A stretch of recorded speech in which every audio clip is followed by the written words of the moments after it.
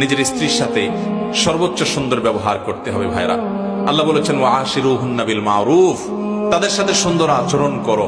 আমাদের অনেক ভাইরা আছেন বাহিরে অনেক ভালো, কাস্টমারের সাথে ভালো, ক্লায়েন্টের সাথে ভালো, পরিচিত অপরিচিত মানুষের সাথে ভালো, কিন্তু নিজের স্ত্রীর সাথে যাহা তা আচরণ, বদরাগ আছে না নাই? বেচারের উপরে যত রকমের টর্চার, অবিচার, গালমন্দ, বাজে কথা ঘরে ঘরে। অনেক লোক আছে বাহিরে অনেক সভ্য ভদ্র, ওনাকে মানুষ অনেক ভালো জানে, কিন্তু ওনার বউ জানে ওনার চরিত্রের হাল কি, ঠিক না? এই জন্য নবী করিম সাল্লাল্লাহু আলাইহি ওয়াসাল্লাম বলেছেন যে খায়রুকুম খায়রুকুম লিআহলি ওয়া আনা খায়রুকুম লিআহলি। তিনি বলেছেন তোমাদের মধ্যে সবচেয়ে ভালো মানুষ কে? এই মাহফিলের মধ্যে সবচেয়ে ভালো মানুষ কে? যে তার পরিবারের কাছে, কোন কোন হাদিস তিনি স্ত্রীকে নির্দিষ্ট করে বলে দিয়েছেন যে তার স্ত্রীর কাছে ভালো। অর্থাৎ স্ত্রী যদি বলে দিল থেকে যে আমার সাহেব, আমার স্বামী ওনার মতো মানুষ হয় না, উনি আসলে একজন অমায়িক ভালো মানুষ, এই সার্টিফিকেট যদি বউয়ের কাছ থেকে নিতে পারেন তো আল্লাহর কাছেও আপনি ভালো। নিতে পারবেন সবাই?